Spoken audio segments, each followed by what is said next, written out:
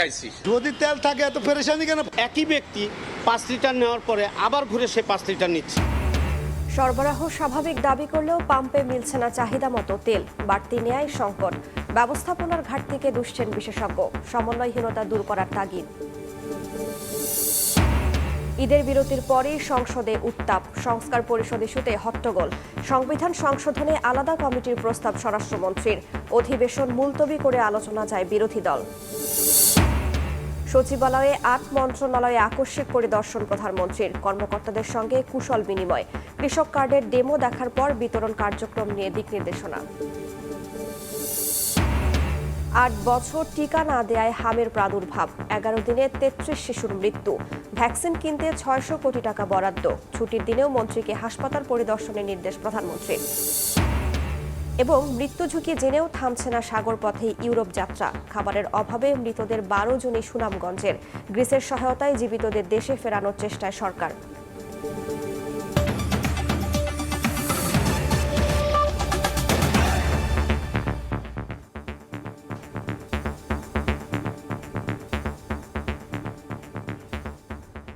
প্রবাসের সময়ের সঙ্গে আছি আমি রাইসা জান্নাত। পাম্পে সরবরাহ স্বাভাবিকের দাবি করা হলেও চাহিদা মতো জ্বালানি তেল না পাওয়ার অভিযোগ গ্রাহকদের। এর মধ্যেই আবার একই ব্যক্তি একই দিনে বারবার তেল কিনতে আসছেন বলে অভিযোগ চালক ও পাম্প কর্তৃপক্ষের। অপ্রীতিকর ঘটনা এড়াতে পাম্পে রয়েছে পুলিশি পাহারা। সরবরাহ নজরদারিতে সাব ডিপোতে মোতায়েন করা হয়েছে বিজিবি। সকাল হলেই রাজধানীর বিভিন্ন পাম্পে দেখা মেলে জ্বালানির জন্য প্রাইভেট কারের এমন দীর্ঘ লাইন। সময়ের সঙ্গে বড় হতে থাকে মোটরসাইকেল চালকদের অপেক্ষাও। ফিলিং স্টেশনে জ্বালানি তেলের জন্য আসা চালকদের দৈনিক একই অভিযোগ, চাহিদা মতো পাচ্ছেন না সরবরাহ। সব শেষ করে আবার ফুল করে নিতাম, এখন 2000 টাকা করে নিতে হইতেছে আর কি।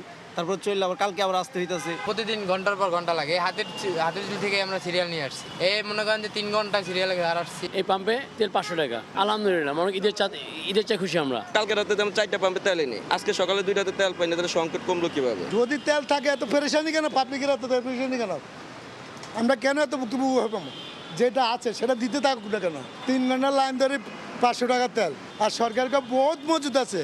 একই ব্যক্তি একই দিন বারবার তেল কিনতে আসছেন রয়েছে এমন অভিযোগও। খবরও বলতেছে পরিমাণ তেল আছে আমাদের, কিন্তু আমরা সিরিয়ালে এসে দেখি একই ব্যক্তি 5 লিটার নেওয়ার পরে আবার ঘুরে সে 5 লিটার নিচ্ছে। যেই পেট্রোল পাম্প মালিক মজুদে ধরা পড়বে ওরে সর্বোচ্চ শাস্তি দেন, জরিমানা করেন, লাইসেন্স ক্যান্সেল করেন। পারেন নাই তো ম্যাজিস্ট্রেট পাঠান। 1 ফুট তেল আছে বেচারা, তার 20,000 টাকা জরিমানা দিলেন। আর ওই 1 ফুট তেল তো না, ওটা তো পানি, ময়লা, গাদ, তেল মিক্স, ওটা দিলে তো পাবলিকে পিটাইব আপনারে। একই চিত্র দেশের বিভিন্ন জেলায়। দীর্ঘ বন্ধের পর রোববার থেকে শিক্ষা প্রতিষ্ঠান খোলায় জ্বালানির সংকট বেড়েছে আরও। স্কুল কলেজ খোলা, এখন চিন্তা করতেছে এরকম যদি চলতে থাকে কি হবে পরিস্থিতি। মানুষ হারানো হচ্ছে বেশি, এখানে রাস্তাঘাট জাম হয়ে যাচ্ছে। চট্টগ্রামের শেষ ভরসা এটাই, এটা ছাড়া আর কোনো ভরসা নাই, কোথাও তেল দিচ্ছে না। ডিপো থেকে চাহিদা মতো সরবরাহ না হওয়ায় তেল সরবরাহ স্বাভাবিক হচ্ছে না বলে দাবি পাম্প মালিকদের। অপ্রীতিকর পরিস্থিতি এড়াতে কোনো কোনো ফিলিং স্টেশনে পুলিশি পাহারা। সকালবেলা দেওয়া শুরু করেছে, ওই মাথা দিয়ে প্রায় 1 ঘন্টার উপরে আমরা সিরিয়ালে দাঁড়ায় আছি। সমস্যাটা আমরাই তৈরি করতেছি, এটা কিন্তু তেল পেট্রোল পাম্পের কোনো দায়ী না। ঠেলে ঠেলে তো মধ্যে গাইছি, এখন যদি ভালো ভালোর মতো একটু পাই তো ভালো, আর না পারলে তো অবস্থা খারাপ। এদিকে ডিপো থেকে সরবরাহ স্বাভাবিক ও তদারকি নিশ্চিতে বিভিন্ন সাব ডিপোতে রয়েছে বিজিবি মোতায়েন। জ্বালানি তেল পাচার না হয় সে ব্যাপারেও সতর্ক রয়েছে বিজিবি। সাইফুল ইসলাম, সময় সংবাদ। গত বছরের সমপরিমাণ জ্বালানি সরবরাহ করা হলেও কাটছে না সংকট। পেট্রোল পাম্প মালিকরা বলছেন, একদিকে যেমন চাহিদা বেড়েছে, অন্যদিকে থামেনি আতঙ্কিত হয়ে বাড়তি তেল কেনার প্রবণতাও। বিশেষজ্ঞরা মনে করেন, সমন্বয়হীনতা, যথাযথ পরিকল্পনার অভাব আর ব্যবস্থাপনাগত ঘাটতি চলমান সংকটের জন্য দায়ী। চাহিদা কমিয়ে সাশ্রয়ী হওয়ার পরামর্শ তাদের। সাইফুল ইসলামের ছবিতে ফারুক ভূঁইয়া রবিনের রিপোর্ট।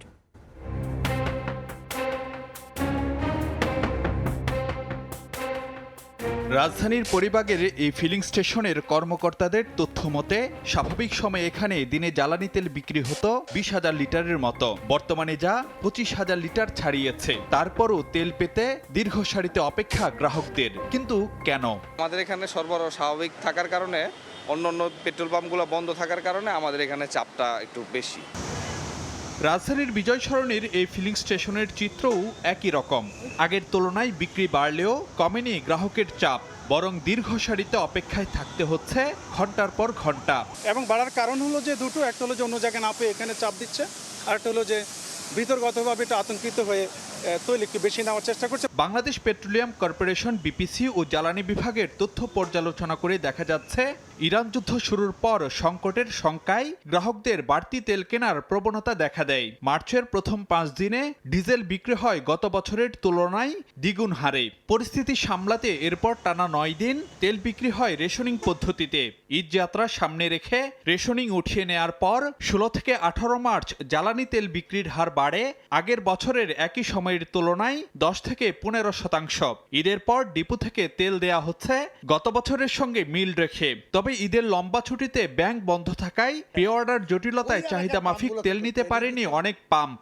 একটা রাস্তায় যদি 10 কিলোমিটার মধ্যে 6টা পাম্প কোনো লোক বন্ধ দেখে, তার ভিতরে তো প্যানিক আরো বেড়ে যায়। সিদ্ধান্ত নিতে যত দেরি করবে ততই প্রবলেম হবে। একই সঙ্গে চলমান সংকটের পেছনে ব্যবস্থাপনাগত ঘাটতিকেও দায়ী করছেন বিশেষজ্ঞরা। আমাদের পেট্রোল অ্যান্ড অকটেন, হ্যাঁ, এর বেশিরভাগই ব্যবহার হয় সরকারি, বেসরকারি, স্বায়ত্তশাসিত প্রতিষ্ঠানে। এই যে আমাদের এতগুলো গাড়ি আছে, 1 মাসের জন্য এখানে অর্ধেক ব্যবহার করতে হবে, তাহলেই কিন্তু অনেক ডিমান্ড কমে যায়। বিশেষজ্ঞরা মনে করেন সংকটে সাশ্রয়ী হওয়ার কোনো বিকল্প নেই। নীতি নির্ধারকদের পক্ষ থেকে বারবারই বলা হচ্ছে দেশে জ্বালানি তেলের সংকট কিংবা সরবরাহ ঘাটতি নেই, কিন্তু পেট্রোল পাম্পগুলোতে এসে দেখা যাচ্ছে তেল নিতে যানবাহনের দীর্ঘ সারি আর গ্রাহক ভোগান্তি। এমন অবস্থায় প্রশ্ন উঠছে পরিস্থিতি সামাল দিতে কতটা কৌশলী কিংবা ব্যবস্থাপনাগত দক্ষতা দেখাতে পারছে জ্বালানি বিভাগ। ফারুক ভিয়া, রবিন, সময় সংবাদ, ঢাকা। মধ্যপ্রাচ্য পরিস্থিতিতে নিরবচ্ছিন্ন জ্বালানি সরবরাহে ব্যয় হচ্ছে দ্বিগুণ অর্থ। তবে এই ব্যয় মেটাতে ঋণের বদলে কর আহরণ বাড়াতে জোর দিচ্ছে সরকার। প্রধানমন্ত্রীর অর্থ পরিকল্পনা উপদেষ্টা জানান, সামাজিক সুরক্ষা খাতের উদ্যোগের কারণে স্বস্তিতে থাকবেন দরিদ্ররা। ভারত, শ্রীলঙ্কা ও পাকিস্তানের কর জিডিপি আয় 10%-এর ওপরে হলেও বছরের পর বছর ধরে 7%-এর তলানিতেই ঘুরপাক খাচ্ছে বাংলাদেশ। বিপরীতে বাড়ছে বিদেশি ঋণের বোঝা। এমন বাস্তবতায় নতুন করে চাপ বাড়িয়েছে মধ্যপ্রাচ্য যুদ্ধ।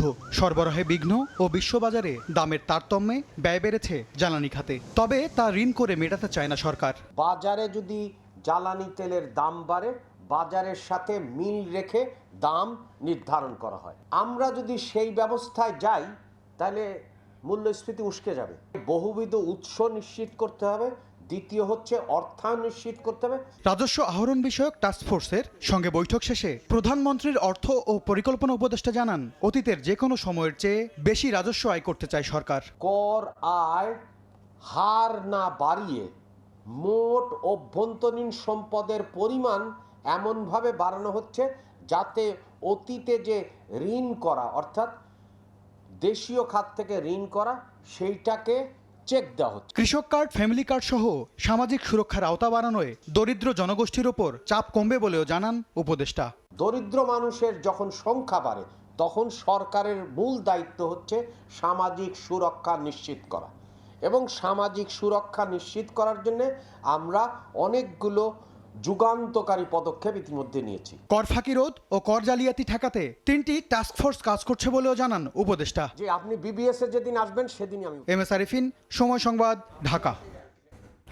সংস্কার পরিষদ গঠন বিষয়ে সংসদে হট্টগোলের পর স্বরাষ্ট্রমন্ত্রী জানান, কোনো দলিলের ভিত্তিতে সংবিধান পরিবর্তন হতে পারে না। সংবিধান সংশোধনে সরকারি দল ও বিরোধী দলের সদস্যদের নিয়ে আলাদা কমিটি গঠনের প্রস্তাব দেন তিনি। জবাবে বিরোধী দলীয় নেতা জানান, সংসদ মুলতবি করে আলোচনা করলে অংশ নেবেন তারা। এর আগে জনগুরুত্বপূর্ণ বিষয়ের মাঝে গণভোট ও জুলাই সনদ বাস্তবায়ন আদেশ নিয়ে বিরোধী দল আলোচনা চাইলে উত্তপ্ত হয়ে ওঠে সংসদ। দিনের কার্যসূচি শুরুর ঈদের বিরতি শেষে আবারও শুরু ত্রয়োদশ জাতীয় সংসদের প্রথম অধিবেশন। স্পিকারের অনুপস্থিতিতে দায়িত্ব পালন করেন deputy speaker barrister Kaiser Kamal. ইতিমধ্যে কার্যপ্রণালী বিধি 71 অনুযায়ী জনগুরুত্বপূর্ণ বিষয়ে প্রশ্নোত্তরের মাঝে গণভোট ও জুলাই সনদ বাস্তবায়ন আদেশ প্রসঙ্গ তোলায় উত্তপ্ত হয়ে ওঠে অধিবেশন। বাদানুবাদে জড়ান বিরোধী দল ও সরকারি দলের সংসদ সদস্যরা। মাননীয় স্পিকার, আমরা হয়তো ভুলে যাচ্ছি যে আমরা এই সংসদটা কিভাবে গঠিত হয়েছে, এবং জাতীয় সংসদ নির্বাচনের পাশাপাশি এখানে গণভোট অনুষ্ঠিত হয়েছিল, কিন্তু এখন সংসদের কার্যক্রম দেখলে মনে হচ্ছে যে এই ধরনের কিছুই যেন হয়নি। ফলে এটি যে কোনো জনগুরুত্বপূর্ণ ইস্যুর তুলনায় সবচেয়ে বেশি গুরুত্ব সহকারে এই সংসদে আলোচনা হওয়া উচিত, এর সুরাহা হওয়া উচিত, তারপরে আমাদের রেগুলার যে দৈনন্দিন কার্যক্রম সেটি হওয়া উচিত। মাগরিবের বিরতির আগে সংসদে গণভোট ও জুলাই সনদ বাস্তবায়ন আদেশ নিয়ে আলোচনা চেয়ে নোটিশ উত্থাপন করেন বিরোধী দলীয় নেতা। এই সংসদ যে কারণে হয়েছে এইটার প্রত্যাশা আমরা সকলেই জানি যে এই সংসদ ফ্যাসিবাদের মূল উৎপাটনের জন্য দায়িত্ব নিয়ে হয়েছে। আলোচনা উত্থাপনের কারণ কেন আজকে আমাকে এই নোটিশটা দিতে হলো, এটাই দুঃখের বিষয়। পরে সংবিধান সংস্কার পরিষদ গঠনের বিষয় নিয়েও ফের উত্তপ্ত হয়ে ওঠে সংসদ। পয়েন্ট অফ অর্ডারে স্বরাষ্ট্রমন্ত্রী জানান, জুলাই সনদ রাজনৈতিক দলিল, কিন্তু দলিল দিয়ে সংবিধান পরিবর্তন করা যায় না। এ সময় সংবিধান সংশোধনে আলাদা কমিটি গঠনের প্রস্তাব দেন তিনি। এমন কোন প্রস্তাব নিয়ে আপনি আলোচনা আনতে পারবেন না যে প্রস্তাবে প্রতিকার কেবল আইন প্রণয়নের মাধ্যমে হতে পারে। সংবিধান মানুষের প্রয়োজনে, দেশের প্রয়োজনে, সমাজের প্রয়োজনে, চাহিদা অনুযায়ী সময়ে সময়ে অবশ্যই কিছু কিছু বিধান পরিবর্তন করতে হয়, সময়ের দাবি।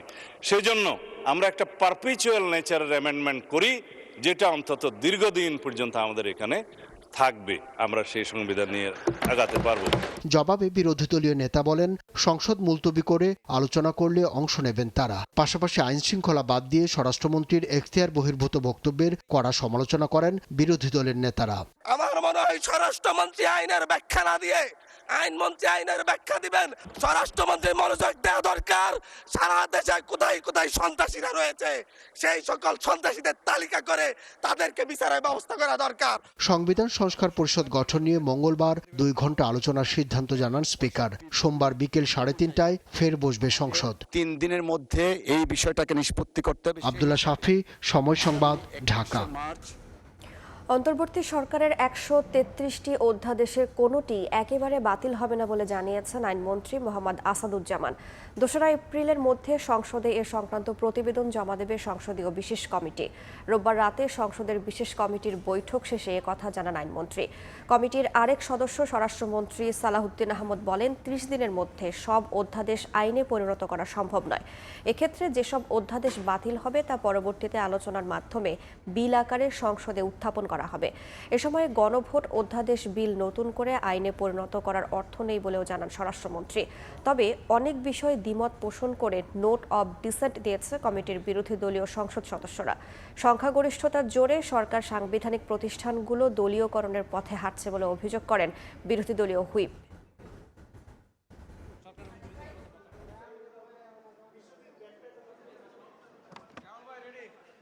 আমরা 133টা অর্ডিন্যান্সের ব্যাপারে প্রত্যেকটার ব্যাপারে আমরা আলোচনা করেছি। এখানে অনেকগুলো অর্ডিন্যান্স যেভাবে আছে সেভাবে পাশ করার বিষয়ে সিদ্ধান্ত হয়েছে। কিছু কিছু অর্ডিন্যান্স সংশোধিত আকারে বিল আনা হবে। গণভোট অধ্যাদেশ তো ল্যাপস হয়ে গেছে, মানে ইনফ্রাকশনস হয়ে গেছে। গণভোট অধ্যাদেশের তো আর কার্যকারিতাই নাই। ওইটার আন্ডারে একটা গণভোট হয়েছিল, সেটা তো কার্যকারিতা নাই। আমরা ওইভাবেই দেখছি। মৌলিক কিছু বিষয়ে আমরা তো আগে থেকেই একমত ছিলাম না, আজকেও আমরা একমত হই নাই। ওনাদের সংখ্যা যেহেতু বেশি, ওনারা কিছুটা সংখ্যাগরিষ্ঠতার জোরেই তারা পাশ করার চেষ্টা করেছে। আমরা নোট অফ ডিসেন্ট দিয়েছি। নির্বাচনের জন্য 5 সিটি কর্পোরেশনে নিজেদের প্রার্থী ঘোষণা করল জাতীয় নাগরিক পার্টি এনসিপি।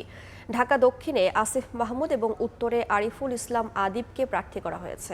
6 মাসের মধ্যে সব স্থানীয় সরকার নির্বাচন সম্পন্ন করা ও বর্তমান প্রশাসকদের নির্বাচন করা থেকে বিরত রাখা সহ 5 দফা দাবি জানায় এনসিপি। স্থানীয় সরকার নির্বাচন নিয়ে রোববার রাতে সংবাদ সম্মেলন জাতীয় নাগরিক পার্টি এনসিপির। সিটি কর্পোরেশন, জেলা, উপজেলা পরিষদের প্রশাসক বসিয়ে সরকার ক্ষমতাকে কুক্ষিগত করছে বলে অভিযোগ করেন দলের সদস্য সচিব আক্তার হোসেন। 6 মাসের মধ্যে স্থানীয় সরকার নির্বাচন, নিয়োগকৃত প্রশাসকদের নির্বাচনে অংশ নিতে না দেওয়া সহ 5 দফা দাবি উত্থাপন করেন তিনি। স্থানীয় সরকার নির্বাচনে এখনো পর্যন্ত সুনির্দিষ্ট কোনো রোডম্যাপ সরকারের তরফ থেকে ঘোষণা করা হয় নাই।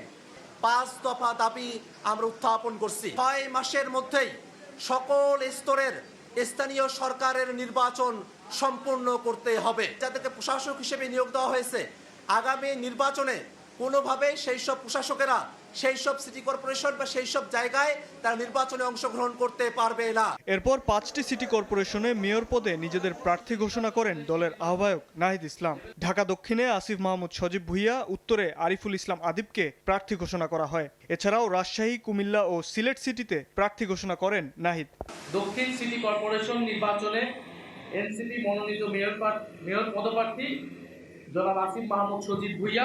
ঢাকা উত্তর সিটি কর্পোরেশন নির্বাচনে এনসিপি মনোনীত মেয়র পদপ্রার্থী জনাব আরিফুল ইসলাম আদিব। ইসির অধীনে নির্বাচন হলে তা গ্রহণযোগ্য হবে কিনা তা নিয়ে সংশয় রয়েছে বলেও জানান এনসিপি আহ্বায়ক। শাবাব ওয়াসি, সময় সংবাদ, ঢাকা। সচিবালয়ে বিভিন্ন মন্ত্রণালয়ে আকস্মিক পরিদর্শন করেন প্রধানমন্ত্রী তারেক রহমান। এদিকে কৃষক কার্ড সংক্রান্ত সভায় সভাপতিত্ব করেন সরকার প্রধান। সেখানে প্রদর্শন করা হয় কৃষক কার্ডের ডেমো। রোববার সকাল ৯টার পর সচিবালয়ে আসেন প্রধানমন্ত্রী তারেক রহমান। গাড়ি থেকে নামার পর নিজ দপ্তরে প্রবেশ না করে পায়ে হেঁটে যান ৬ নম্বর ভবনে। সিঁড়ি দিয়ে দোতলায় উঠে বিদ্যুৎ জ্বালানি ও খনিজ সম্পদ মন্ত্রণালয়ে পরিদর্শন করেন। এভাবে ভবনটির ৬ষ্ঠ তলা পর্যন্ত মৎস্য, প্রাণী সম্পদ, পানি সম্পদ, নারী ও শিশু বিষয়ক এবং প্রাথমিক ও গণশিক্ষা মন্ত্রণালয়ে আকস্মিক পরিদর্শন করেন এবং কর্মকর্তা কর্মচারীদের সঙ্গে কুশল বিনিময় করেন তিনি। ৬ষ্ঠ তলা থেকে সিঁড়ি দিয়ে নেমে প্রধানমন্ত্রী প্রবেশ করেন ৫ নম্বর ভবনে। গৃহায়ন ও গণপূর্ত মন্ত্রণালয় পরিদর্শন শেষে ৩ নম্বর ভবনের বাণিজ্য এবং স্বাস্থ্য ও পরিবার কল্যাণ মন্ত্রণালয় পরিদর্শন করেন। সচিবালয়ের বিভিন্ন ভবনে অন্তত ৮টি মন্ত্রণালয় আকস্মিক পরিদর্শন শেষে মন্ত্রিপরিষদ বিভাগে আসেন প্রধানমন্ত্রী তারেক রহমান। পরে কৃষক কার্ড সংক্রান্ত সভায় সভাপতিত্ব করেন প্রধানমন্ত্রী। এতে কৃষিমন্ত্রী, স্থানীয় সরকার, পল্লী উন্নয়ন ও সমবায় প্রতিমন্ত্রী, প্রধানমন্ত্রীর কৃষি এবং অর্থ বিষয়ক উপদেষ্টা সহ সংশ্লিষ্ট মন্ত্রণালয়ের ঊর্ধ্বতন কর্মকর্তারা উপস্থিত ছিলেন। সভায় কৃষক কার্ডের ডেমো প্রদর্শন করা হয়। পহেলা বৈশাখ টাঙ্গাইল থেকে কৃষক কার্ড বিতরণ কর্মসূচির উদ্বোধন এবং কৃষক কার্ডের সার্বিক বিষয়ে প্রয়োজনীয় দিক নির্দেশনা দেন সরকার প্রধান। এছাড়াও বেশ কয়েকটি কর্মসূচিতে রোববার সচিবালয়ে কর্মব্যস্ত সময় পার করেন প্রধানমন্ত্রী। প্রসূন আশিস, সময় সংবাদ, ঢাকা। হঠাৎ করে দেশে বাড়ছে হামের প্রাদুর্ভাব, বাড়ছে মৃত্যুও। এমন পরিস্থিতিতে বেশ কিছু উদ্যোগ নিয়েছে স্বাস্থ্য মন্ত্রণালয়। মন্ত্রী জানান, সংকট সমাধানে ৬০৪ কোটি টাকার নতুন টিকা ক্রয় করা হচ্ছে, ব্যবস্থা করা হচ্ছে ভেন্টিলেটরেরও। এদিকে ছুটির দিনেও স্বাস্থ্যমন্ত্রীকে হাসপাতাল পরিদর্শনের নির্দেশ দিয়েছেন প্রধানমন্ত্রী। সাম্প্রতিক সময়ে ঢাকা সহ দেশের বিভিন্ন জেলায় হামের সংক্রমণ নিয়ে তৈরি হয়েছে উদ্বেগ। সবচেয়ে বেশি আলোচনায় রাজশাহী মেডিকেল কলেজ হাসপাতালের পরিস্থিতি, জানিয়ে সরব খোদ স্বাস্থ্যমন্ত্রী। রোববার রাজধানীর পূর্বাচলে বাংলাদেশ চায়না ফ্রেন্ডশিপ এক্সিবিশন সেন্টারে এশিয়া ফার্মা এক্সপোর উদ্বোধনী অনুষ্ঠান শেষে স্বাস্থ্যমন্ত্রী জানান, আইসিইউ ভেন্টিলেটর সংকটের কারণে ১১ দিনে ৩৩ শিশুর মৃত্যু হয়েছে। তবে বেসরকারিভাবে 5টি ভেন্টিলেটরের ব্যবস্থা করা হয়েছে, যার 4টি পাঠানো হচ্ছে রাজশাহীতে। 5টা ভেন্টিলেটর, নিউনেটাল ভেন্টিলেটর আজকে আমরা কালেক্ট করব। আগামীকাল সকালে আমাদের সচিব রাজশাহী যাচ্ছেন, উনি 4টে নিয়ে যাবেন, ওখানে দিয়ে আসবে। সাংবাদিকদের প্রশ্নের জবাবে মন্ত্রী অভিযোগ করেন, গত 8 বছরে বিগত কোনো সরকার হামের টিকা দেয়নি, আছে সংকটও। এই সংকট সমাধানে ৬০৪ কোটি টাকা বরাদ্দ দিয়ে নতুন করে টিকা ক্রয় করা হচ্ছে। 8 বছর আগে মিজেলসের ভ্যাকসিন দেওয়া হয়েছে, এরপর আর ভ্যাকসিন কোনো গভর্নমেন্ট দেয় নাই। আমরা কিন্তু এর মধ্যে ৬০৪ কোটি টাকা বরাদ্দ করেছি, পারচেজ কমিটি পাস হয়েছে। আমরা এপিআই ইনক্লুডিং ওই ভ্যাকসিন আমরা সব কালেকশন করব যথাসময় এবং স্টার্ট করব। স্বাস্থ্যমন্ত্রী জানান, হামে আক্রান্তের সংখ্যা বাড়ায় রাজধানীর সংক্রামক ব্যাধি হাসপাতাল, শিশু হাসপাতাল, ঢাকা মেডিকেল, ডিএনসিসি সহ বেশ কিছু হাসপাতালে আইসিইউ প্রস্তুত করা হয়েছে। আগামী কিছুদিনের ভিতর আমাদেরকে আরও মোর দেন a dozen ভেন্টিলেটর সরবরাহ করবেন। এদিন জাতীয় বক্ষব্যাধি হাসপাতালে নবনির্মিত 40টি আইসিইউ শয্যা প্রস্তুতি কার্যক্রম পরিদর্শন করে দ্রুত সেবাটি চালুর নির্দেশ দেন স্বাস্থ্য প্রতিমন্ত্রী ডাক্তার এম এ মুহিত। মনির হোসাইন, সময় সংবাদ, ঢাকা। মানবতা বিরোধী অপরাধের মামলায় আন্তর্জাতিক অপরাধ ট্রাইব্যুনালে আসামি হচ্ছেন সাবেক সেনা কর্মকর্তা শেখ মামুন খালেদ ও মাসুদ উদ্দিন চৌধুরী। রোববার ট্রাইব্যুনালে ভিন্ন মামলায় তাদেরকে গ্রেফতারের আবেদন করে প্রসিকিউশন। আগামী 7 এপ্রিল ট্রাইব্যুনালে আসামিদের হাজিরের নির্দেশ দিয়েছেন বিচারক। এদিন ট্রাইব্যুনাল 2-এ 24-এর আন্দোলনে ইমাম হাসান তাইম হত্যায় মানবতা বিরোধী অপরাধের মামলায় সাক্ষ্য দেন তার বন্ধু রাহাত। ১১টার সময় সেফ হাউস নামে টর্চার সেল প্রতিষ্ঠার অন্যতম খলনায়ক সাবেক সেনা কর্মকর্তা শেখ মামুন খালেদ ও মাসুদ উদ্দিন চৌধুরী। আন্তর্জাতিক অপরাধ ট্রাইব্যুনালের ভিন্ন মামলায় তাদেরকে গ্রেফতারের আবেদনে এসব অভিযোগ আনেন প্রসিকিউশন। রোববার ডিজিএফআই এর সাবেক মহাপরিচালক শেখ মামুন খালেদকে গ্রেফতারের আবেদন দাখিল করে চিফ প্রসিকিউটর। এছাড়া আওয়ামী লীগ সরকারের সময় গুমের অভিযোগ তোলা হয় তার বিরুদ্ধে। তারা ক্ষমতার অপব্যবহার করে আয়নাগরের মতো অমানবিক কর্মকাণ্ড তারা করেছে। ১/১১ মতো আপনারা জানেন যে সেফ হাউসের মতো জায়গা সৃষ্টি করে সেখানে মানুষকে ধরে নির্যাতন করেছে। একই সঙ্গে সাবেক এমপি মাসুদ উদ্দিন চৌধুরীর বিরুদ্ধে জুলাই হত্যাযজ্ঞের অভিযোগের মামলায় গ্রেফতার দেখানোর আবেদন করা হয়। প্রেস ব্রিফিংয়ে চিফ প্রসিকিউটর আমিনুল ইসলাম জানান, ১/১১ ও আওয়ামী লীগ সরকারের সময় তার বিরুদ্ধে আরও বেশ কিছু মানবতা বিরোধী অপরাধের তথ্য রয়েছে তাদের কাছে। তারা অতীতের যে সকল কর্মকাণ্ড ছিল এগুলি অত্র ট্রাইব্যুনালের এখতিয়ারভুক্ত অপরাধ। ট্রাইব্যুনালের অভিযোগে গ্রেফতার হওয়ার পর তাদের বিরুদ্ধে অভিযোগ তদন্ত করে আমরা তাদের বিরুদ্ধে রিপোর্ট দাখিল করি। প্রসিকিউশনের আবেদনের প্রেক্ষিতে শেখ মামুন খালেদ ও মাসুদ উদ্দিন চৌধুরীকে ৭ এপ্রিল হাজির করার নির্দেশ দেন ট্রাইব্যুনাল। আসিফ মোহাম্মদ সিয়াম, সময় সংবাদ, ঢাকা। রাষ্ট্র ও জনগণের স্বার্থে নির্মোহভাবে কাজ করার কথা জানিয়েছেন নবনিযুক্ত attorney general barrister Ruhul Quddus Kajol. বলেন, দায়িত্ব পালনে দলীয় বিষয় বিবেচনা করা হবে না। নিজ কার্যালয়ে প্রথম কর্মদিবসে প্রেস ব্রিফিংয়ে এসব কথা বলেন তিনি। কোনো তদবির দুর্নীতিকে বরদাস্ত করা হবে না বলেও হুঁশিয়ারি দেন অ্যাটর্নি জেনারেল। গণমানুষের অ্যাটর্নি জেনারেল হয়ে কাজ করার অঙ্গীকার তার। ব্যারিস্টার রুহুল কুদ্দুস কাজল বলেন, সুপ্রিম কোর্টের এজলাস কক্ষে সাংবাদিকদের প্রবেশের নিষেধাজ্ঞা তুলে নিতে প্রধান বিচারপতির সঙ্গে কথা বলবেন তিনি। এছাড়া আইন শিক্ষানবিশদের বার কাউন্সিল পরীক্ষায় জটিলতা দূর করতে কাজ করার কথাও বলেন অ্যাটর্নি জেনারেল। আমার সারা জীবনে কোনোদিন বিন্দুমাত্র অসততা ছিল না, এবং rest of my life not as an attorney general আমি সারা জীবন সেই নীতিতে অটল থাকব। আমি যেহেতু সেই নীতিতে অটল থাকব, সুতরাং কোনো অন্যায়কারী কিংবা অভিযুক্ত ব্যক্তিকে কোনো সুবিধা দেওয়ার কোনো সুযোগ নেই। এবং আমি মনে করি যে সমস্ত অভিযোগ সেগুলো তদন্ত সাপেক্ষে এমন যদি কোনো ব্যক্তি সম্পর্কে পাওয়া যায় যারা ইতিমধ্যেই অফিসে কর্মরত আছেন, সরকারকে, আইন মন্ত্রণালয়কে তাদের সম্পর্কে রিপোর্ট করব যদি কোনো দুষ্ট ব্যক্তি এবং দুষ্ট চক্র থেকে থাকে। কয়েকটি দুর্ঘটনা ছাড়া এবারের ঈদ যাত্রা স্বস্তির হয়েছে বলে মন্তব্য করেছেন সড়ক পরিবহন ও সেতুমন্ত্রী শেখ রবিউল আলম। সচিবালয়ের সড়ক নিরাপত্তা জোরদার সংক্রান্ত সভা শেষে তিনি বলেন, আগামী ঈদেও নিরাপদে যেন মানুষ বাড়ি ফিরতে পারে সেজন্য কাজ করছে সরকার। তিনি জানান, ঈদ যাত্রার 11 দিনে সরকারি হিসাবে সড়ক, নৌ ও রেলপথে দুর্ঘটনায় 170 জনের মৃত্যু হয়েছে। ঈদযাত্রায় সড়ক দুর্ঘটনা রোধ ও সড়কের সার্বিক নিরাপত্তা নিশ্চিতের কার্যক্রম আরও জোরদারের জন্য সচিবালয়ে আয়োজন করা হয় উচ্চ পর্যায়ের সভা। প্রায় 2 ঘণ্টা বৈঠকে বেশ কিছু গুরুত্বপূর্ণ সিদ্ধান্ত নেওয়া হয়। তো সেক্ষেত্রে অন্যরা যারা এই বৈঠক শেষে ব্রিফিংয়ে সড়ক পরিবহন ও সেতুমন্ত্রী জানান, ঈদুল আজহায় আরও হাইওয়ে পুলিশ মোতায়েন করা হবে। মহাসড়কের পাশে বসবে না বাজার, যেখানে সেখানে কিংবা হাইওয়ের পাশে করা যাবে না বাসের টিকিট কাউন্টার। সব গণপরিবহনে জিপিএস চালুর নীতিগত সিদ্ধান্ত নিয়েছে সরকার। যত্রতত্র হাইওয়ের পাশে টিকিট কাউন্টার এটা থাকবে না, এটা বাস স্ট্যান্ডে নিয়ে আসতে হবে।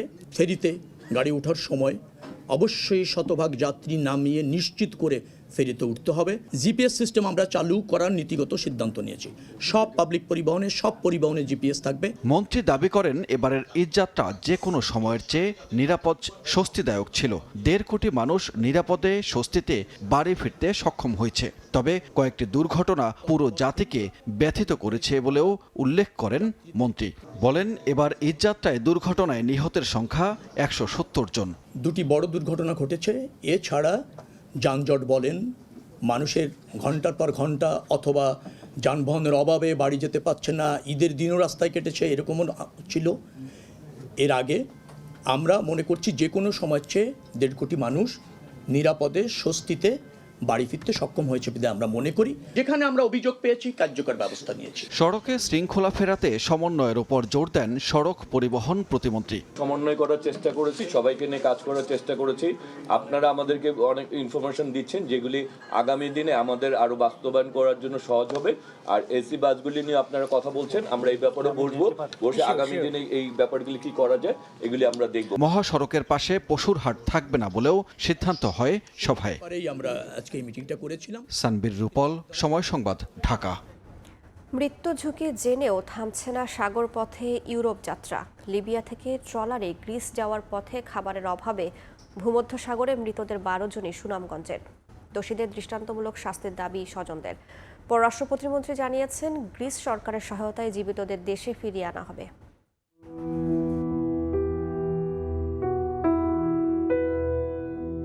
সুনামগঞ্জের 3 উপজেলায় শোকের মাতম। পরিবারের দুঃখ ঘোচাতে এবং উন্নত জীবনের আশায় লিবিয়া হয়ে সাগরপথে রওনা দেন সুনামগঞ্জের 12 যুবক। দীর্ঘদিন সমুদ্রে ভেসে থাকা ট্রলারে খাদ্য ও সুপেয় পানির সংকটে একে একে প্রাণ হারান তারা। লিবিয়া থেকে গ্রিসে যেতে জনপ্রতি 12 লাখ টাকায় অলিখিত চুক্তি হয় মানব পাচারকারী মুজিবুর রহমানের সঙ্গে। যাওয়ার পর অর্ধেক টাকা পরিশোধ করেন স্বজনরা। লিবিয়া থেকে সাগর পথে ছোট নৌকায় গ্রিস যাত্রা শুরু হয় 4 জনের। নৌযানটি বিকল হয়ে শারীরিক দুর্বলতা, ক্ষুধা ও সুপেয় পানির অভাবে নৌকায় মারা যান তারা। আমার এক বন্ধুর মাধ্যমে জানতে পারছি সে ভাই মারা গেছে। মুজিব নাম, তার মাধ্যমে গেছে গ্রামে, এরপরে যে আরো খেয়ে আসছে দালাল। একইভাবে সুনামগঞ্জের জগন্নাথপুরের 5 জন এবং দোয়ারাবাজার উপজেলার 1 যুবকের ক্ষুধা আর তৃষ্ণায় মৃত্যু হয়। মরদেহ ফেলে দেয়া হয় সাগরে। দোষীদের দৃষ্টান্তমূলক শাস্তির দাবি স্বজনদের। গেম দেওয়ার আগেও 1 মাস আগ থেকে তারারে কোনো সঠিক খাবার দিছে না, খাবারের অভাবে তারা অসুস্থ হয়ে গেছে। এ নিয়ে মন্ত্রণালয়ে কথা বলেন পররাষ্ট্র প্রতিমন্ত্রী। বলেন, উদ্ধার হওয়া জীবিত নাগরিকদের তথ্য সংগ্রহ করে সার্বক্ষণিক যোগাযোগ রাখছে বাংলাদেশ মিশন। চেষ্টা চলছে গ্রিস সরকারের সহায়তায় তাদের দেশে ফিরিয়ে আনার। বাংলাদেশি আমাদের যারা ওখানে তারা জীবনটা বেঁচে গেছে তাদের অবস্থা কি, তারা ক্যাম্পে কি অবস্থা আছে, তাদের আইডেন্টিফিকেশনটা আমাদের দরকার। নেক্সট স্টেপ হচ্ছে তাদেরকে ফিরিয়ে আনার। আমাদের অ্যাথেন্সের দূতাবাস আছে, তারা কাজ করছে এবং লিবিয়ার দূতাবাসও এখানে সচেষ্ট আছে।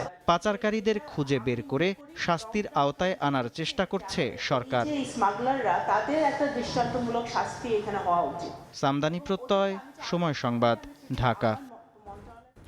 বিগত সময়ে সিন্ডিকেট করে মালয়েশিয়ার শ্রমবাজার কুক্ষিগত করে ধ্বংস করার মূল হোতা সাবেক এমপি অবসরপ্রাপ্ত লেফটেন্যান্ট জেনারেল মাসুদ উদ্দিন চৌধুরী সহ তার সহযোগীদের শাস্তির দাবিতে মানববন্ধন করেছে বায়রা সিন্ডিকেট বিরোধী ঐক্য ফ্রন্ট। রোববার সকালে জাতীয় প্রেস ক্লাবের সামনে আয়োজিত মানববন্ধনে অভিযোগ করা হয়, মাসুদ উদ্দিন 111-এর অন্যতম কুশীলব। তার নেতৃত্বে শেখ হাসিনার শাসনামলে মালয়েশিয়ায় কর্মী প্রেরণের নামে অবৈধ সিন্ডিকেট করে হাজার হাজার কোটি টাকা লুট ও বিদেশে পাচার করা হয়েছে। এতে সর্বশান্ত হয়েছে অসংখ্য পরিবার। এই সিন্ডিকেটে মূল হোতা মাসুদ উদ্দিন সম্প্রতি গ্রেফতার হলেও এখনও ধরাছোঁয়ার বাইরে সহযোগী নিজাম হাজারি, বেনজির আহমেদ, লেটাস কামাল, স্বপন সহ রাঘব বোয়ালরা। দ্রুত তাদের গ্রেফতার ও বিচারের দাবি জানান তারা। মাননীয় প্রধানমন্ত্রীর কাছে আবেদন জানাবো, বাংলাদেশে শুধু মালয়েশিয়া না, কোনো দেশে আর যেন কোনোদিন কেউ সিন্ডিকেট করার সাহস না পায়। সেই শাস্তি এই 111-এর কুশলক লেফটেন্যান্ট জেনারেল মাসুদের মাধ্যমে শুরু হবে। আমরা চাই যে আওয়ামী লীগ সরকার আমলে যে সিন্ডিকেট তৈরি হয়েছিল, সেই মানুষের শ্রমবাজারে আর কোনো প্রকার সিন্ডিকেট যেন তৈরি না হয়।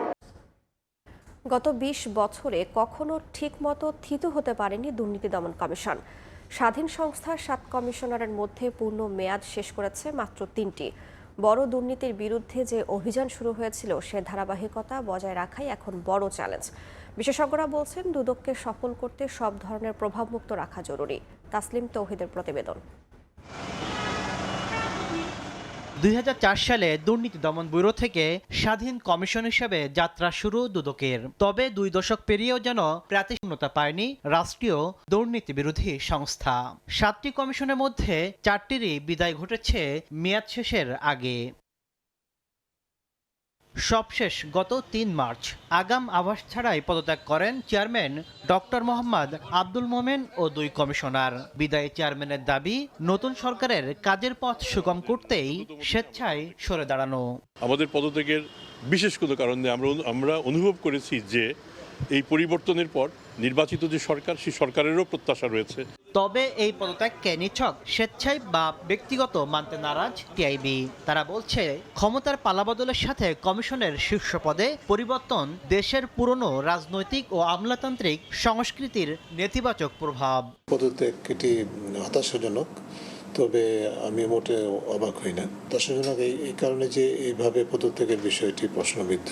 একটা প্রতিষ্ঠান হিসেবে তার সক্রিয়তা দেখেছি, আমরা প্রয়াস দেখেছি, কিছু সাফল্য হয়েছে, এবং সেক্ষেত্রে কিন্তু এটি আসলে পর্যাপ্ত একটা প্রতিষ্ঠানকে তার যে নির্ধারিত সময়সীমা সেটি কাজ করতে না দেওয়ার কারণে কতটুকু সাফল্য বা ব্যর্থতা হলো সেটাও যথাযথ পরিমাপ করা সম্ভব হচ্ছে না। মোমেন কমিশনের 15 মাসের মেয়াদে দুদকে জমা পড়েছিল অন্তত 15,000 অভিযোগ। শেখ হাসিনা পরিবারের সদস্য থেকে শুরু করে প্রভাবশালী সাবেক মন্ত্রী ও আমলা মিলিয়ে 3,500 ভিআইপি জড়িয়েছিলেন সংস্থাটির জালে। এই ধারাবাহিকতা ধরে রাখতে প্রভাবমুক্ত কাজের পরিবেশের তাগিদ সংস্থার সাবেক মহাপরিচালকের। স্বাধীনচেতা মানুষ এবং যারা এই অনুসন্ধান, তদন্ত, দুর্নীতি এই সমস্ত বিষয়কে বোঝেন, আপোষহীন, এরকম যোগ্য মানুষদের আসার দরকার। কিন্তু সেই সাথে আসলেই হবে না, সেই সাথে সরকারকে অনুকূল পরিবেশটা নিশ্চিত করতে হবে। অভিভাবক শূন্য দুদকে দ্রুত যোগ্য কমিশন নিয়োগের মাধ্যমে কাজের গতি ত্বরান্বিত করার আহ্বান বিশ্লেষকদের। তাসলিম তৌহিদ, সময় সংবাদ, ঢাকা। জ্বালানি খরচ আর উৎপাদন ব্যয় বাড়ায় দেশে কমছে ধান উৎপাদন, খালি পড়ে থাকছে মাঠ, বিকল্প ফসলে ঝুঁকছেন অনেকে। চাল আমদানি বাড়ায় কাজ হারাচ্ছেন কৃষিজীবীরা। বিশ্লেষকদের মতে কৃষিপণ্য আমদানিতে দেয়া ভর্তুকি কৃষক পর্যায়ে বন্টন করলে খাদ্য নিরাপত্তা নিশ্চিতের সঙ্গে দীর্ঘমেয়াদের সুফল পাবে সরকার। সুমন আহমেদের ক্যামেরায় সেলিয়া সুলতানার প্রতিবেদন। ধানের ক্ষেতের শীতল হাওয়া শান্ত করতে পারে না নীলফামারী থেকে আসা মোতালেবের চিন্তা। ক্ষেত মজুর, ধানের ক্ষেতে যতটা তার চাহিদা ততটা নয় অন্য ফসলে। ধান ক্ষেত কমতেছে, সবজি খেতে 6 মাস পর একদিন এরকম যাই, ধান খেতে ওখানে ডাকে কম। কৃষি উৎপাদনে সবচেয়ে অলাভজনক মনে করা হয় ধান। ফলে কৃষি জমি খালি থাকলেও ক্ষতির ভয়ে কেউ ধান চাষে আগ্রহী নয়। সার, বিষ, কীটনাশক, পানি সবকিছুতে বেশি খরচ বেশি হওয়ার কারণে ভুট্টার দিকে কৃষক ঝুঁকে পড়তেছে, যার জন্য আপনার খাদ্য সংকট। যেভাবে খরচ, তাতে করে আমার ধান ঘরে যে কয়টা লাগবে আর উনার কিনা খাইতে ওই কয়টা লাগবে, এই জন্য উনি করতেছে না। আনোয়ার কালাম পুরোপুরি গৃহস্থী। গত 10 দিন সেচ পাম্প ডিজেলের অভাবে চালু করতে পারেননি। ডিজেল যতদিন না পাবো তো এটা তো ডিজেল ছাড়া চলবে না। মধ্যপ্রাচ্যের অস্থিতিশীলতা শুধুমাত্র যে সেসব দেশেই অস্থিরতা তৈরি করছে তা নয়, বরং অনুন্নত এবং উন্নয়নশীল দেশগুলোর মানুষের ভাগ্য নির্ধারণ করছে। এমন পরিস্থিতিতে কৃষিতে স্বনির্ভরতা তৈরি করা গেলে, অর্থাৎ কৃষিতে মহাপরিকল্পনা তৈরি করা গেলে একদিকে যেমন খাদ্য নিরাপত্তা এবং কর্মসংস্থান টিকে থাকবে এবং শক্ত অবস্থানে থাকবে, ঠিক একইভাবে বিশ্বের বাণিজ্যের যে কোনো দরবারে, অর্থাৎ দেন দরবারে শক্ত অবস্থানে থাকবে বাংলাদেশ। একদম চর এলাকায়, হাওড় এলাকায় ধানের ক্ষেত হয়ে যাচ্ছে তামাকের ক্ষেত, ধানের ক্ষেত হয়ে যাচ্ছে ভুট্টার ক্ষেত। কারণ কি? তারা দাম পায় না। আমদানি করতে যে ব্যয়টা হতো সেইটা আমাদের কৃষকের কাছে যাক সেই টাকাটা, এবং এটা আমার মনে হয় সরকারের জন্য সেটা ভালো হবে। প্রত্যেকটা নেগোসিয়েশনের সময় একটা জিনিস প্রায়োরিটি জায়গায় থাকবে, সেটা হলো কোন কোন জিনিসের জন্য আমি লোকালি প্রোডাক্টের উপর ডিপেন্ড করব আর কোন কোন জিনিস আমাকে বিদেশ থেকে আনতে হবে। ওভার ডিপেন্ডেন্স কোনো কারণেই ভালো কিছু না। বৈশ্বিক যুদ্ধ ছাড়াও এই লোকসান গোনার দরদামে ফসলের জমি বছর গড়াতেই সরে যায় কয়েকশো একর দূরে। কোনো ভাটা বিস্ফোরার মতো উকি দেয় মাঠের মাঝে। সেলিয়া সুলতানা, সময় সংবাদ, ধামরাই, সাভার। 50 কোটি টাকার উপরের বড় ঋণে খেলাপি হার প্রায় 41%, আর 1 কোটি টাকার বেশি অঙ্কের ঋণে এই হার ছাড়িয়েছে 31%। সবশেষ বাংলাদেশ ব্যাংকের হালনাগাদ প্রতিবেদনে মিলেছে এমন তথ্য। বাংলাদেশ ব্যাংক বলছে, বড় ঋণ বড় ঝুঁকি তৈরি করেছে। ঋণ আদায় করেই ব্যাংকগুলোকে নিজেদের ভাগ্য ফেরাতে হবে। বাংলাদেশ ব্যাংকের কঠোর নীতিতে 36% পৌঁছায় খেলাপি ঋণ। অন্যদিকে খেলাপি ঋণ পুনর্তফসিলের বিশেষ সুযোগ দিয়ে তা কমে আসে গত ডিসেম্বরের শেষ প্রান্তিকে। মোট খেলাপি ঋণের পরিমাণ ছিল 5,54,486 কোটি টাকা, যা মোট ঋণের 30.60%। এর মধ্যে 31.2%ই 1 কোটি টাকার বেশি ঋণ নেওয়া গ্রাহক। এছাড়া 50 কোটি টাকার উপরে বড় ঋণে এই খেলাপির হার প্রায় 41%। বড় যারা পরিচিত মুখ প্রথম 7-8-10টা গ্রুপ, তাদের ঋণ নেই, কিন্তু অসংখ্য মাঝারি আকারের ঋণ আছে। তারাও কিন্তু ঋণ অনেকে ফেরত দেয়নি বা ফেরত দিতে সক্ষম হয়নি। বড় ঋণ আপনাকে যেরকম বড় মুনাফা দেয়, বড় ঝুঁকিও সৃষ্টি করে। যেসব ব্যাংকে খেলাপির হার বেশি তাদের সুপারভিশন বাড়ানো হচ্ছে, তবে ঋণ আদায় করেই ব্যাংকগুলোকে নিজের ভাগ্য ফেরাতে হবে বলেন কেন্দ্রীয় ব্যাংকের মুখপাত্র। যারা ঋণ ব্যাংকের কাছ থেকে গ্রহণ করে ঋণ ফেরত দেয়নি এবং তাদের ফেরত দেওয়ার না কারণেই আজকে ব্যাংকিং সেক্টরে এই দুরবস্থা, তাদের কাছ থেকে ঋণ আদায়ের মাধ্যমেই ব্যাংকগুলোর অবস্থা ফিরিয়ে আনতে হবে। 2025 সাল থেকে আন্তর্জাতিক নিয়ম অনুযায়ী ঋণ 180 দিন অনাদায়ী থাকলে তা খেলাপি হিসেবে গণ্য করার নিয়ম থাকলেও সবশেষে এই নিয়ম কমিয়ে এনে 90 দিন বেঁধে দেওয়া হয়। সেলিয়া সুলতানা, সময় সংবাদ, ঢাকা। ভারতের পশ্চিমবঙ্গে ভোটের তারিখ ঘোষণা হলেও চূড়ান্তভাবে জানা যাচ্ছে না কত সংখ্যক ভোটার এবার ভোট দিতে পারবেন। এ নিয়ে রাজনৈতিক দলগুলো একে বড় ইস্যু হিসেবে দাঁড় করাচ্ছে। আর ভুক্তভোগী ভোটাররা ভোটার তালিকায় নাম তুলতে প্রতিবাদ মিছিল ও বিক্ষোভ করছেন। বিস্তারিত জানাচ্ছেন সুব্রত আচার্য, ছবি তুলেছেন বিশ্বজিৎ দাস। গেল মাসেই 5 রাজ্যের বিধানসভা ভোটের তফসিল ঘোষণা করেছে ভারতের কেন্দ্রীয় নির্বাচন কমিশন। আসাম, তামিলনাড়ু, পুদুচেরি, কেরালার পাশাপাশি ভোট হবে পশ্চিমবঙ্গেও, যদিও এখনও রাজ্যটির ভোটার তালিকা চূড়ান্ত হয়নি। 2025 সালে ভোটার তালিকা সংশোধনের সময় পশ্চিমবঙ্গে ভোটার সংখ্যা ছিল 7,66 লাখ। সংশোধনে 63 লাখ ভোটারের নাম বাদ পড়ে। আরও প্রায় 66 লাখ সন্দেহজনক হিসেবে চিহ্নিত করা হয়। আদালতের নির্দেশে এখনও সেই সন্দেহভাজনদের তালিকা যাচাই করা হচ্ছে। এর মধ্যে 22 লাখ নাম প্রকাশ করা হয়েছে, যার মধ্যে প্রায় 16 লাখ নাম বাদ গেছে। এখনো চলছে যাচাইয়ের প্রক্রিয়া। এমন পরিস্থিতিতে তৃণমূল ও বিজেপির রাজনৈতিক লড়াইও তীব্র হচ্ছে। বিজেপির দাবি অন্য কোনো রাজ্যে এমন ঘটনাই হয়নি। দলটি বলছে ভোট ব্যাংকের জন্য অনুপ্রবেশকারীদের ভোটার করা হয়েছে। এর জন্য তৃণমূলকে দায়ী করেছেন শীর্ষ নেতা ভারতের স্বরাষ্ট্রমন্ত্রী অমিত শাহ। অন্যদিকে বিজেপির সমালোচনা করেছেন তৃণমূল নেত্রী মমতা বন্দ্যোপাধ্যায়ও। বলেন এই প্রক্রিয়ায় এসআইআর আতঙ্কে অনেক মানুষের মৃত্যু হয়েছে এবং এটি আতঙ্ক তৈরি করেছে। एसआईआर पूरे देश भर में हो रहा, कहीं पर जुडिशियल ऑफिसर नहीं लगाने पड़े। এসআইআর গোটা দেশেই হয়েছে, কিন্তু কোথাও জুডিশিয়াল কর্মকর্তাদের নিয়োগ করতে হয়নি, শুধু পশ্চিমবঙ্গেই করতে হয়েছে। বাংলায় এমন কি হলো যে সুপ্রিম কোর্টকে জুডিশিয়াল কর্মকর্তাদের ভোটার তালিকা সংশোধনের কাজে নির্দেশ দিতে হলো? এর উত্তর পশ্চিমবঙ্গের মানুষের কাছে মমতা ব্যানার্জিকে দিতেই হবে। আমরা কথা দিয়েছি শুধু ভোটার তালিকা থেকেই নয়, ভারত থেকেও একে একে খুঁজে খুঁজে অনুপ্রবেশকারীদের বের করব। लगाना पड़ा। इस बात का जवाब ममता बनर्जी ने बंगाल की जनता को दिया। ইলেকশনের আগে পরিকল্পিতভাবে মানুষের নাম বাদ দেয়া, 220 জন মানুষ মারা গেছে। মনে রাখবেন, ভোট বাক্সে তাদের আত্মারা পাহারা দেবে। ভোট বাক্স আপনাদের সব চক্রান্ত ব্যর্থ হবে। ভোটার তালিকা সংশোধনের নামে সাধারণ মানুষকে হয়রানির অভিযোগও উঠেছে। কিছু সংগঠন বলছে একটি নির্দিষ্ট ধর্মের মানুষের নাম বেশি করে বাদ দেয়া হচ্ছে।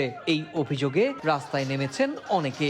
শনিবার কলকাতায় বিক্ষোভের সময় পুলিশের সঙ্গে ধস্তাধস্তির ঘটনাও ঘটেছে। এই ভোটটা বাংলার এবং বাঙালির ভোট, ফলে বাংলার মানুষ এই ভোটে বিজেপি এবং নির্বাচন কমিশন যে অত্যাচার করলো তার বিরুদ্ধে রায় দেবে। ভীষণভাবে যাদের নিরপেক্ষ থাকার কথা তারা নিরপেক্ষতা অবলম্বন করছে না। নির্বাচন কমিশনের তথ্য বলছে 2025 সালের ভোটার তালিকা থেকে এখনো পর্যন্ত প্রায় 76 লাখ মানুষের নাম বাদ পড়েছে। আগামী 23 ও 29 এপ্রিল রাজ্য জুড়ে 2 দফায় ভোট গ্রহণ হবে। এর আগে আরো 20 থেকে 25 লাখ নাম বাদ পড়তে পারে। সুব্রত আচার্য, সময় সংবাদ, ভারত। মারা গেছেন পশ্চিমবঙ্গের জনপ্রিয় অভিনেতা রাহুল অরুণোদয়। ধারাবাহিকের শুটিংয়ের কাজে দীঘায় থাকাকালীন পানিতে ডুবে তার মৃত্যু হয়। চিরদিনই তুমি যে আমার খ্যাত এই জনপ্রিয় তারকার অকাল মৃত্যুতে শোকের ছায়া নেমে এসেছে টলিপাড়ায়। দীঘার কাছে তালসারি সৈকতে শুটিংয়ের বিরতিতে পানিতে নামার পর তিনি তলিয়ে যান বলে জানা গেছে। অজ্ঞান অবস্থায় উদ্ধার করে দ্রুত হাসপাতালে নেওয়া হলেও শেষ রক্ষা হয়নি 43 বছর বয়সী এই অভিনেতার। তবে কিভাবে এই দুর্ঘটনা ঘটল তা এখনো স্পষ্ট নয়। যুদ্ধবিধ্বস্ত গাজায় মানবিক সহায়তার হাত বাড়িয়ে দিয়েছেন মালয়েশিয়া প্রবাসী বাংলাদেশি তরুণরা। শুক্রবার প্রজেক্ট 10 টাকা এবং বাংলাদেশি ইয়ুথ অ্যালায়েন্স মালয়েশিয়ার যৌথ উদ্যোগে গাজার ক্ষতিগ্রস্তদের সহায়তা করা হয়। দুই সংগঠনের যৌথ উদ্যোগে প্রায় 1.5 লাখ টাকা সংগ্রহ করে গাজার যুদ্ধ কবলিত এলাকায় পৌঁছে দেওয়া হয় এবং জরুরি খাদ্য সহায়তা দেওয়া হয়। আয়োজকরা জানান, সীমিত সামর্থ্যের মধ্যেও অসহায় মানুষের মনে বাঁচার সাহস যোগাতে তাদের এই ক্ষুদ্র প্রচেষ্টা। ভবিষ্যতেও গাজার আত্মমানবতার সেবায় এ ধরনের মানবিক কার্যক্রম অব্যাহত রাখার দৃঢ় প্রত্যয় ব্যক্ত করেন প্রবাসীরা। খেলার খবর। ক্রিকেট বোর্ডের দুর্নীতিগ্রস্ত কর্মকর্তাদের বিরুদ্ধে তদন্ত করে ব্যবস্থা নেওয়া হবে, সংসদে জানিয়েছেন যুব ও ক্রীড়া প্রতিমন্ত্রী। 2008 সালের পর থেকে বিসিবিতে অবৈধ নিয়োগে জড়িতদের সামনে আনা হবে বলেও জানান আমিনুল হক। গেল 17 বছরে যুব উন্নয়ন প্রশিক্ষণের নামে হওয়া দুর্নীতির বিরুদ্ধেও পদক্ষেপ নেওয়ার হুঁশিয়ারি দেন তিনি। ক্রীড়া মন্ত্রণালয়ে আমিনুল হক প্রতিমন্ত্রী চেয়ারে বসার আগ থেকেই বিসিবি নিয়ে বড্ড সরব জাতীয় ফুটবল দলের সাবেক অধিনায়ক। সবশেষ বিসিবি নির্বাচনের স্বচ্ছতা নিয়ে মন্ত্রণালয়ে তদন্ত চলমান। এদিন সংসদ অধিবেশনের প্রশ্নোত্তর পর্বেও তার মুখে ক্রিকেট বোর্ডে হওয়া দুর্নীতির প্রসঙ্গ। 2008 সালের পর থেকে বিসিবির সব দুর্নীতির বিরুদ্ধে ব্যবস্থা নেওয়ার হুঁশিয়ারি দেন তিনি। বিগত 8 সাল থেকে যারা এই দলীয় সুযোগ সুবিধার মাধ্যমে যারা অবৈধ নিয়োগ হয়েছে, পাশাপাশি বাংলাদেশ ক্রিকেট বোর্ডের যে অর্থ কিংবা জনবল তারা বিগত সময়ে যে ভোটের অধিকার হরণের জন্য একটি গ্রুপকে সহযোগিতার মাধ্যমে তারা এই ধরনের অপকর্মগুলো করেছে, তাদের বিরুদ্ধে আমরা তদন্তপূর্বক এদের বিরুদ্ধে ব্যবস্থা গ্রহণ করা হবে ইনশাআল্লাহ। প্রতি বছরই যুব উন্নয়ন প্রশিক্ষণ নামে প্রতি জেলায় আয়োজিত হয় বিভিন্ন কর্মশালা, তবে এতে লাভ হয় না কিছুই। বরং বিগত 17 বছরে এই প্রশিক্ষণের নামে হয়েছে কেবল দুর্নীতি আর অর্থ লুট। প্রতিমন্ত্রীর চেয়ারে বসে এমন প্রমাণ পেয়েছেন আমিনুল হক। সংসদ সদস্য জয়নাল আবেদিন ফারুকের প্রশ্নে এ নিয়ে তদন্ত করে কঠোর পদক্ষেপ নেয়ার কথা জানান যুব ও ক্রীড়া প্রতিমন্ত্রী। আমি অল্প সময় দায়িত্ব নেওয়ার পরে আমরা যেটা দেখেছি যে বিগত 17 বছর এই যুব উন্নয়ন বা যুব প্রশিক্ষণের বিভিন্ন নামে অনেক বড় বড় দুর্নীতির অনেক কিছু আমি ইতিমধ্যে পরিলক্ষিত হয়েছে আমার দৃষ্টিতে। বিগত সময় যেখানে দুর্নীতি হয়েছে সেগুলোকে কিভাবে আমরা সুন্দরভাবে এটাকে গুছিয়ে কিভাবে আমরা এটা সমাধান করতে পারি, যারা অবৈধভাবে এই সুযোগগুলো নিয়েছেন তাদেরকেও আমরা বাছাই করে তাদের বিরুদ্ধে আমরা দ্রুত ব্যবস্থা নিব। এছাড়া সদ্য দায়িত্ব নেয় ক্রীড়া প্রতিমন্ত্রীও বলেন, জেলায় জেলায় স্পোর্টস ভিলেজ নির্মাণের কথা। চলতি বছরই সব বিভাগে নির্মাণ কাজ শুরু হবে বলে জানান তিনি। প্রথম অর্থ বছরে আমাদের যেটি পরিকল্পনা রয়েছে সেটি আমরা 10টি, আমাদের যেহেতু বিভাগ রয়েছে 8টি, পাশাপাশি আমরা কুমিল্লা এবং ফরিদপুরকে সাথে রেখে আমরা 10টি স্পোর্টস ভিলেজ আমরা ইনশাল্লাহ প্রথম পর্যায়ে শুরু করব। পর্যায়ক্রমে ইনশাল্লাহ আমরা 64টি জেলায় আমাদের যে স্পোর্টস ভিলেজ রয়েছে সেটা আমরা ইনশাল্লাহ নির্মাণ করব। বিভিন্ন খেলার মাঠ, জিম, ইনডোর খেলোয়াড় আবাসন সহ নানা সুবিধা থাকে স্পোর্টস ভিলেজে। দেশের ক্রীড়াঙ্গনকে শক্তিশালী করতে চলতি অর্থ বছরে এই ব্যয়বহুল প্রকল্প আমিনুল হক শুরু করতে পারেন কিনা সেটাই এখন দেখার বিষয়। তামিম হোসেন, সময় সংবাদ। রেসিং ট্র্যাকে আবারও ঝড় তুললেন বাংলাদেশের car racer Avik Anwar. Gulf Pro car চ্যাম্পিয়নশিপের 6ষ্ঠ রাউন্ডে জয় তুলে নিয়ে রেনো ক্লিও ক্যাটাগরিতে প্রথম স্থান অর্জন করেছেন এই রেসার। একদিনেই জিতেছেন 4টি ট্রফি। পরের রাউন্ডেও ভালো করতে চান আভিক। রেসিং ট্র্যাকে নামলেই ঝড় তোলেন আভিক আনোয়ার। প্রতিনিয়ত জিতছেন ট্রফি। দেশের বাইরে তার অর্জনে ওড়ে লাল সবুজের পতাকা। এবার আরও এক রেকর্ড গড়লেন বাংলাদেশের এই কার রেসার। গাড়ির স্টিয়ারিং হাতে গতির ঝড় তুলে একদিনে জিতেছেন 2 রেস। সমৃদ্ধ হয়েছে এই রেসারের অর্জনের ঝুলি। জিতে নিয়েছেন 4টি ট্রফি। গালফ প্রো কার চ্যাম্পিয়নশিপের 6ষ্ঠ রাউন্ডে দারুণ পারফরমেন্স দেখিয়ে সব ক্লাসের মধ্যে জয় পেয়েছেন আভিক। শুধু তাই না, রেনো ক্লিও ক্যাটাগরিতে প্রথম স্থান অর্জন করেছেন বাংলাদেশের এই কার রেসার। রেসগুলো অনুষ্ঠিত হয় দুবাই অটোড্রোম ন্যাশনাল সার্কিটে, যা একটি FIA গ্রেড A ট্র্যাক। 2টি রেসে অংশ নিয়ে আভিক আনোয়ার ওভারঅল এবং নিজের ক্লাসে জয় তুলে নেন। রেসের কদিন আগে কোভিড থেকে সেরে উঠেছেন অভিক। এমন অবস্থাতেও 2 রেসে অংশ নিয়ে নিয়ন্ত্রিত ও ধারাবাহিক পারফরমেন্স করেন। এ ফলাফলের মাধ্যমে অভিক এখনও ওভারঅল এবং ক্লিও ক্যাটাগরিতে চ্যাম্পিয়নশিপের শীর্ষ অবস্থান করছেন। 7ম রাউন্ডেও এই ধারাবাহিকতা ধরে রাখতে চান এই রেসার। গালফ প্রো কারে আমি 4টা ট্রফি জিততে পেরেছি বাংলাদেশের জন্য, 2টো রেস করে। কিন্তু 2টো রেস করে 4টা ট্রফি কিভাবে আসলো? 2টো হচ্ছে ওভারঅল ফার্স্ট, আর 2টো হচ্ছে আমার ক্লাসে ফার্স্ট, যেটা হচ্ছে রেনল্ট ক্লিও ক্লাস। আগামী 2 সপ্তাহ পরে ফাইনাল রাউন্ড, এবং দোয়া করবেন যাতে আমি ওভারঅল চ্যাম্পিয়নশিপ এবং রেনল্ট ক্লিও চ্যাম্পিয়নশিপ দুটোই জিততে পারি। কমাস আগে রেসিং ট্র্যাকে দুর্ঘটনার শিকার হয়েছিলেন আভিক আনোয়ার। সেখান থেকে সুস্থ হয়ে আবারও ফিরেছেন ট্র্যাকে, এবার জিতলেন ট্রফি। সামনেও দেশের হয়ে রেসিং ট্র্যাকে ঝড় তোলার অপেক্ষায় বাংলাদেশের প্রথম কার রেসার। সাজিদ মুস্তাহিদ, সময় সংবাদ। এ পর্যায়ে শীর্ষ সংবাদগুলো জানিয়ে দিচ্ছি আরেকবার। যদি তেল থাকে এত পেরেশানি কেন? একই ব্যক্তি 5 লিটার নেওয়ার পরে আবার ঘুরে সে 5 লিটার নিচ্ছে। সরবরাহ স্বাভাবিক দাবি করলেও পাম্পে মিলছে না চাহিদা মতো তেল, বাড়তি নেয়ার সংকট। ব্যবস্থাপনার ঘাট থেকে দুষছেন বিশেষজ্ঞ। সমন্বয়হীনতা দূর করার তাগিদ। ঈদের বিরতির পরই সংসদে উত্তাপ, সংস্কার পরিষদ ইস্যুতে হট্টগোল। সংবিধান সংশোধনে আলাদা কমিটির প্রস্তাব স্বরাষ্ট্রমন্ত্রীর। অধিবেশন মুলতবি করে আলোচনা চায় বিরোধী দল। এবং সচিবালয়ে 8 মন্ত্রণালয়ে আকস্মিক পরিদর্শন প্রধানমন্ত্রীর। কর্মকর্তাদের সঙ্গে কুশল বিনিময়। কৃষক কার্ডের ডেমো দেখার পর বিতরণ কার্যক্রম নিয়ে দিক নির্দেশনা।